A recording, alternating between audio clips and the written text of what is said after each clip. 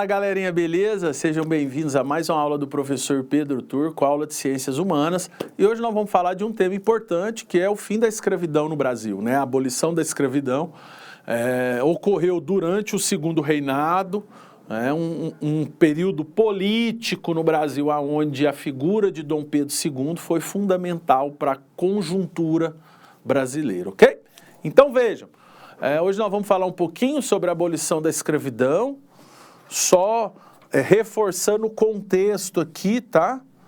Reforçando o contexto político, a figura da família, né, de Dom Pedro II,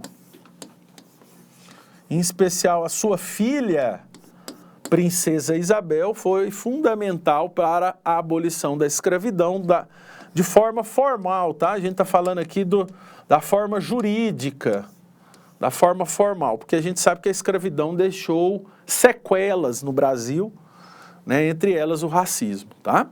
Veja, alguns precedentes, né, importantes aí para a Lei Áurea, foi a famosa Lei do Ventre Livre, onde bebês, crianças se tornavam cidadãos livres. Então essa lei precedeu aí a Lei Áurea, e a Lei do Sexagenário, que é uma lei que idosos acima de 60 anos, escravizados, também se tornavam livres, tá? Então bebês e crianças se tornavam livres.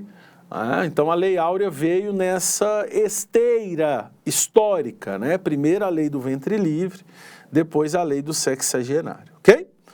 A Lei do Ventre Livre, ela foi promulgada em 1871, né? Determinou que os filhos de escravos nascidos a partir dessa data, né, eram livres. Então aqui as crianças já estavam libertas. Mas os seus pais não, olha que contradição, né? Aqui fica uma contradição, a criança não vive sozinha, ela vive com os pais. Então ela vai crescer num ambiente da escravidão ainda, né? Então a Lei do Ventre Livre veio como um precedente da Lei Áurea, que vocês irão ver agora, tá? Então aqui de um lado a Lei Áurea, de outro lado a Princesa Isabel. Importante destacar aqui que essa figura aí é um documento histórico, tá? Aí está o original da Lei Áurea, e a Lei Áurea ela é fruto, veja, ela é fruto de contradições internas e externas.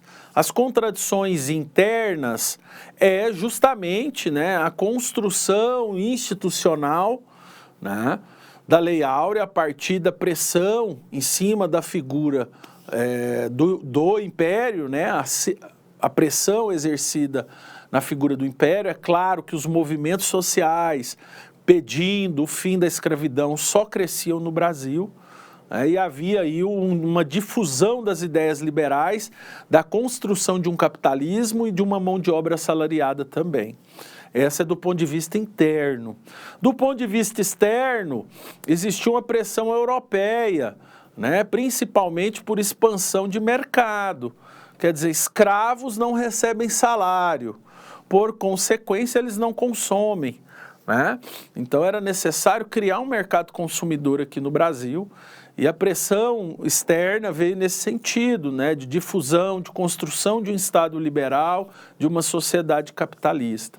Então, interno e externamente fez com que, observe a imagem, essa lei fosse promulgada, ok? Aí, né, imagem importante para esse processo. Então, a Lei Áurea, ela é fruto aí também da Lei do Sexagenário, tá? Que foi a lei que concedeu liberdade aos escravos com mais de 60 anos.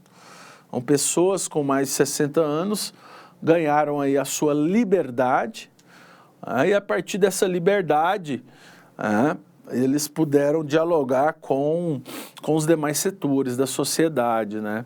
Lembrando que esse aí é outro original da Lei Áurea, olha que interessante, né? Esse original, outro original da Lei Áurea. Então a Lei Áurea é fruto desse processo, observem, processo histórico. Ok? Então, vejam, assinaram a lei do ventre livre, assinaram a lei do sexagenário e agora, nessa esteira, em 13 de maio de 1888, nunca esqueçam dessa data, 13 de maio de 1888, a princesa Isabel assina a famosa Lei Áurea, tá? A famosa Lei Áurea, a princesa Isabel assina, a lei que colocou fim, né, deu fim aí à abolição da escravidão e concedeu aí liberdade total aos escravos. É claro que a gente sabe que o fim da escravidão formal não levou ao fim dos problemas sociais que a escravidão deixou, tá, gente? Então a escravidão deixa problemas históricos, problemas sociais históricos. A assinatura da Lei Áurea é o fim da escravidão formal. Muito importante, por sinal. Mas, porém, entretanto, as mazelas, as consequências permaneceram. E uma dessas consequências que a gente convive até hoje é o racismo. O racismo na sociedade brasileira ainda é enorme. E é um racismo estrutural. É um racismo que às vezes vem do próprio aparelho estatal, né, do próprio Estado. Por isso que, volta e meia, você vê nos noticiários debates sobre cotas, a necessidade de integração, né, da sociedade, das comunidades negras à sociedade, né, uma forma de reparação histórica também, porque não adianta a gente falar que não existe racismo se a gente não repara o que o racismo fez. Então, volta e meia, você vê um debate público sobre isso, sobre cotas, sobre a necessidade delas e de oportunizar, criar oportunidades para as comunidades negras no Brasil, ok? Então, vejam, a Lei Áurea é sancionada diante desses processos, né? Lembrando que as consequências permanecem, a escravidão ela foi violenta demais, gerou muita violência, gerou também um fenômeno triste para a história do Brasil, que é o racismo, tá? Um fenômeno triste para a história do Brasil, que é o racismo, tá? Então, veja, aspectos históricos da escravidão, só para a gente ter como base aqui, ó. 12,5 milhões de africanos foram raptados e vendidos como escravo no Brasil. O auge do tráfico negreiro no Brasil foi entre os anos de 1800 a 1850, ou seja, pega aqui também o segundo reinado.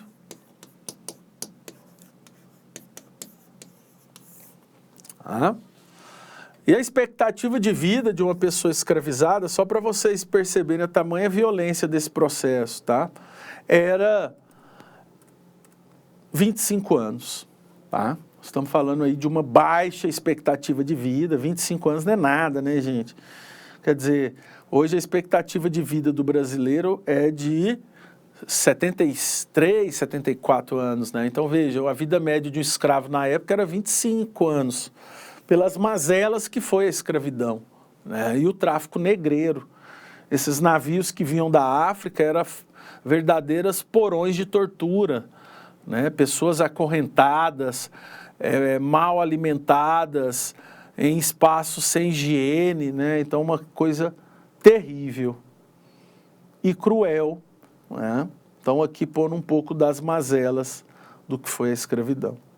Então, veja, eu acho que o grande desafio agora da sociedade brasileira é a superação do racismo, tá? É a superação do racismo. Porque hoje, inclusive, o racismo é crime, tá, gente? Racismo é crime de acordo com o Estatuto da Igualdade Racial. Racismo é crime, então qualquer ato de discriminação é crime hoje no Brasil, ok? Então pensem nisso, tá? Então nós estamos falando aí que em torno de 4,8 milhões de pessoas que foram escravizadas chegaram ao litoral brasileiro, tá bom? Então veja, a Lei Áurea vem para estancar esse sofrimento, né? Vem para colocar fim a esse sofrimento, vem para colocar fim à escravidão, mas nós temos que fazer uma reflexão também acerca das consequências que a escravidão deixou. E fica aqui minha reflexão, né? Quer dizer, vamos pensar na superação do racismo, construir uma educação antirracista, para que a nossa sociedade viva mais em paz, ok? No mais, espero vocês na próxima aula. Valeu!